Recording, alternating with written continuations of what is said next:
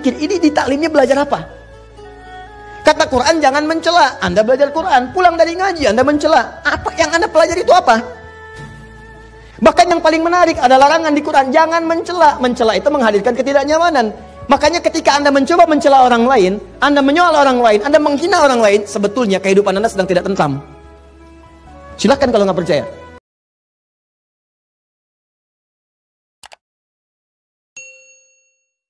La yaskhar qaumin qaum. Kata Allah, hati-hati, jangan gunakan lisanmu untuk saling mencela satu dengan yang lainnya. Jangan mencela. Kalau Anda ingin tenang, gunakan nikmat mulut itu untuk berkata yang baik-baik saja. Maka hindarkan yang tidak baik. Fokus, lihat hadis Nabi. Saya lompat sedikit. Man kana yu'minu billahi wal yaumil akhir falyaqul khairan aw liyasmut. Cara mensyukuri nikmat lisan itu, kalau ingin ditambah kenikmatannya, di antara kenikmatan di lisan itu akan berpengaruh pada ketenangan dan kenyamanan hidup. Orang yang nggak bisa menjaga lisan, maka hidupnya cenderung tidak tenang dan tidak nyaman. Fokus baik-baik. Kata Nabi bagaimana caranya? Katakan yang baik-baik. Kalau tak mampu, pilihan keduanya diam. Tidak ada yang ketiga. Cuma dua. Saya ulang. Tidak ada pilihan yang ketiga. Cuma dua. Satu, dua. Sudah ini. Pilihannya cuma ini. Kata Nabi, katakan yang baik-baik. Kalau tak mampu, diam. Jadi cuma dua, baik dan diam. Ada berapa? Oh, kan? Jadi katakan yang baik, kalau nggak bisa diam. Nggak ada yang ketiga. Dimohon maaf, kalau hidup Anda ingin tentram, dapatkan tentram itu kenikmatan. Kalau ingin nikmat, kata Nabi, baik aja yang baik katakan. Katakan yang baik, katakan yang mulia, katakan cinta, ya katakan yang indah-indah. Kalau nggak mampu, diam aja. Diam. Nah, Ustadz, apa di antara yang tidak baik yang nggak boleh kami lakukan? Sehingga dengan itu berpotensi hidup kita nggak tenang. Kayaknya nggak nikmat. Kaya tapi nggak tenang. Maaf, mewah tapi gelisah. Nggak nikmat. Apa di antara rinciannya? Turunlah ketentuan Allah di Quran surah 49 ayat 11 sampai dengan 12. Kalau Anda masuk coba-coba ke sini, maka Allah akan jamin Anda nggak akan pernah tenang hidupnya. Yuk, satu, kata Allah jangan mencela.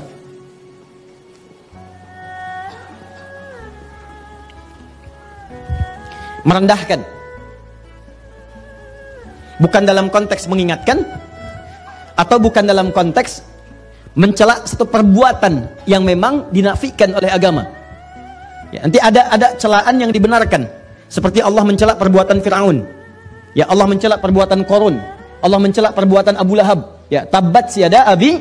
Itu kan celaan. Ya, tapi ada yang tidak diperkenankan sama sekali, untuk merendahkan pada sesuatu yang tidak dibenarkan. Ya, nggak ada hujan, nggak ada angin, mencela. Ya, mohon maaf sekali, mohon maaf ya.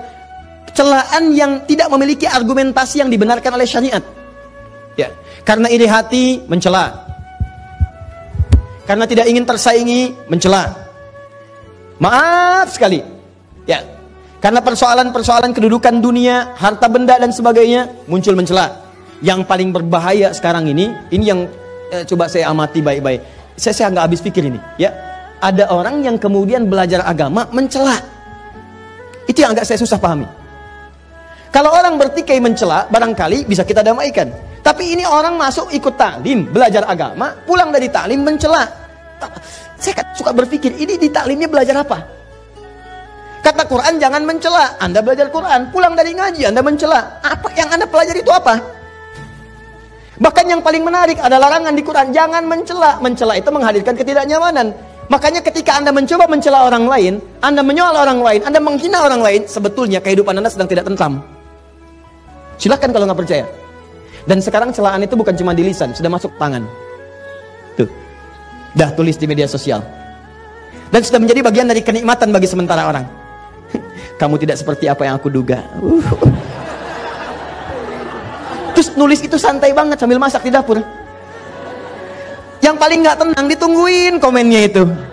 Belum. Udah 3 jam belum. Yang paling nggak enak sampai mau tidur, itu baru mau tidur pun ngecek lagi. Udah berapa komen hari ini? Yang paling bahaya, bangun dari tidur pun lupa baca doa, yang dilihat handphone. Ya, bahkan ada satu surat menyebutkan langsung, orang-orang seperti ini siang dan malam tidak akan tenang. Siang dan malam tidak akan tenang. Ya, pasangannya apa? Gibah. Dan celakanya sekarang diperhalus. Ya, ada gosip, ada ngerumpi, ada macam-macam dan sebagainya. Silahkan cek. Orang ini langsung dijamin oleh Allah Subhanahu wa taala. Mohon maaf sekali, orang semacam ini bukan cuma tidak akan tenang di dunia, di akhirat pun akan dibuat gelisah. Karena disediakan khusus makanan khusus di akhirat, langsung disebutkan di ayatnya. Ayuhibbu ahadukum ayyakula lahma akhihi maitan fakarihtumu. Orang yang terbiasa gibah saat di dunia dan dia tidak bertobat, maka di akhiratnya langsung dihidangkan makanan yang terbuat dari bangkai orang yang digibahkan itu. Nih, saya kasih gambaran ya, maaf ya. Kalau ada orang gibah bisa membicarakan seseorang dengan niat untuk merendahkannya. Begitu dibicarakan itu baru disebutkan namanya dengan niat tadi itu sudah memindahkan pahala. Di hadis Muslim, pindah pahala. Ya. Misal, Anda bicarakan, jangan Anda lah, orang lain ya. Bisa bicarakan yang lain, begitu dibicarakan disebut namanya. Itu Adi Hidayat tuh. Ya. Baru Adi Hidayat tuh. Ustadz bid'ahnya belum disebut. Ya. Itu Adi Hidayat tuh. Ya. Begitu disebutkan Adi Hidayat, itu langsung pindah pahala dia kepada saya. Seketika. Ya, seketika. Saya tidak Ustadz, bagus. Tidak seperti yang itu tuh, dia tuh selalu begitu. Nah itu pindah. Seketika pindah.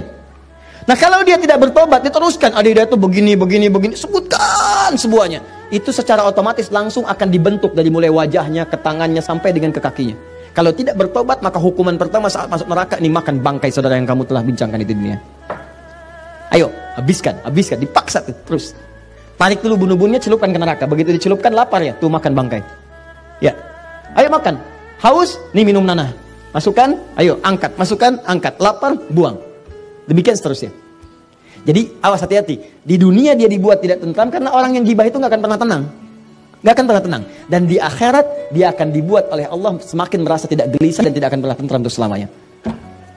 Di antara manusia yang paling luar biasa mengamalkan ini, menjaga lisannya, dan sampai kemudian mohon maaf teman-teman, mohon maaf sekali. Sampai beliau ini Masya Allah, sampai tidak menemukan sebuah hal yang kotor dalam jiwanya.